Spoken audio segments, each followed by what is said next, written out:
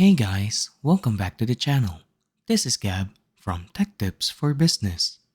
For today's video, we are going to be talking about how to change scales for your graphs in Microsoft Excel. Let's get started. First, we can see our data over here that has a graph which looks like it's all equal with each other. This is because the upper boundaries and the lower boundaries are quite far away from the actual data. If ever we need to differentiate each data from January to December, all we have to do is change the scaling of our graph. To do so, we need to click on the vertical axis of the graph itself.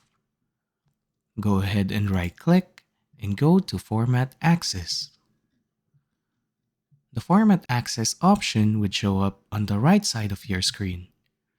Now, we have an option called Bounds. These are the boundaries that our graph will show up in our data. Now, to change these, all you have to do is click on the input box and put an appropriate value. Since our lowest value is around $160, we can set the lower boundary to a much closer value to that. Let's try $140.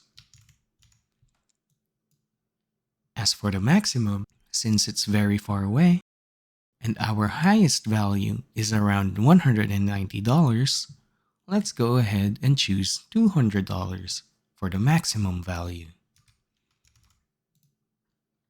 Once we change it, we would be able to differentiate each item in our graph, just like this one.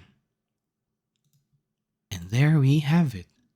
This is how we change the scales of your graphs in Microsoft Excel.